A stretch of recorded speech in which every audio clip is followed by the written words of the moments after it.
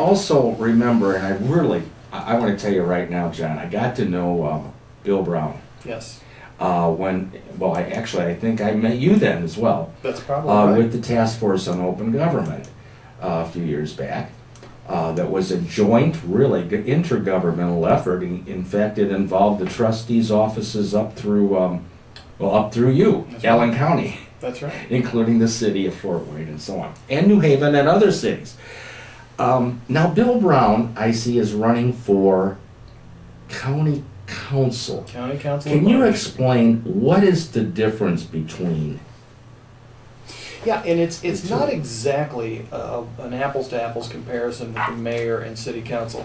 The commissioners are the executive and the legislative branches of county government. So they not only are responsible for the day-to-day operations of county departments, they also pass ordinances. They make the law, so to speak, in the county.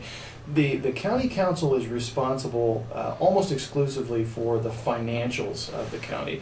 They pass budgets, they entertain requests from departments for funding for projects, et cetera, but they are also a board that reviews the budgets of other taxing entities throughout the county. So the airport board has to bring their budget before the county council. So their task is a big one, even though it's limited.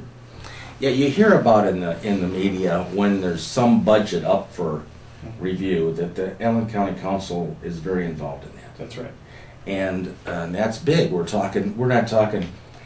Well, I gave a lowball number before when I said you must have 1 million documents. And I think we're guessing a budget. They must be responsible for over $1 million and. Overall, the county general fund is in this $70 million range. Yeah. Just the county general fund.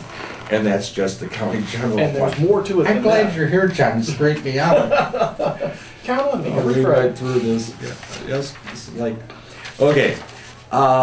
We are going to, Raul, our technician here, of course, is going to take an intermission for us around noon. And when we come, we will talk until then, but when we come back, we're going to talk about the political process in Indiana. And we're talking nuts and bolts here. We have a primary coming up, and we're talking nuts and bolts about we as citizens and we as potential voters and voters, what we need to know. But until then, we'll continue on with other things. Okay. All right. President's Day is Monday, John. Post offices are closed. Let's honor the presidents. There's no banks open. Mm-hmm. Who's your favorite president? You know, of all time. I'm going to give you an answer that you hear a lot from Republicans, but it's not the same reason. Reagan. Reagan was my favorite president, always has been. But not because of the nuts and bolts politics. You know, I was born in 1968. Grew up in the 1970s, and those weren't exactly colorful times in the United States. So, you know, I was a kid during some pretty dark years in the United States. The economy wasn't great. They were taking our people hostage in Iran. And Reagan breezed into office with, you know, whether you loved him or not, he had this never-ending positive nature about him that America was the greatest place to be, and that America could conquer anything, that there was nothing that was impossible for this country. We did some pretty crazy things during the Reagan years. You know, we started flying the space shuttle during the Reagan years. There were some amazing things that happened, and that was really it, because he was the first national leader that I was around for who was just so overwhelmingly positive and gave a lot of people, frankly, in my generation, a lot of hope. Well, that's one of many. Yes. And that's an interesting answer. And John, feel free to ask me back the same questions, and I'll give you my opinion. All right. I wouldn't mind hearing your opinion on that one. Your favorite. Well, you know, just as you said, John, you mentioned the words growing up in the 70s, and congratulations, by the way, for being a success at growing up. Well, not all of us achieved that goal. That's yet to be determined. Well, when I was growing up, I'm going to tell you right now, it's got to be John F. Kennedy, definitely. I'm not talking just about Profiles in Courage, which was a book in high school we all read, and he was a hero in Navy. Yeah. and so on, and rescued people and so on. But I lived through the assassination. I mean, that was during my growing up days, and something you never forget. And he actually, he solved a lot of problems in only a few years. And had he continued on, the historians today, not me, the historians today are saying that we would not have gotten as involved in Vietnam as we did.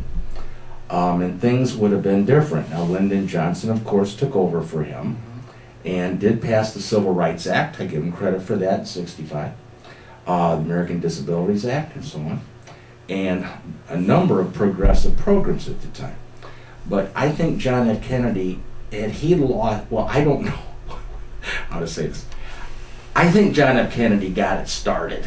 Yeah. And then he was assassinated, as we know. And his legacy tried to move on through his brother, Robert Kennedy, with the same unfortunate result. And then Ted Kennedy, of course. But I believe it was, for me, these are the things that I remember. Now, if you quiz me about Millard Fillmore or another president of some point in time, well, I would not have as vivid of a memory as the president you grew up with.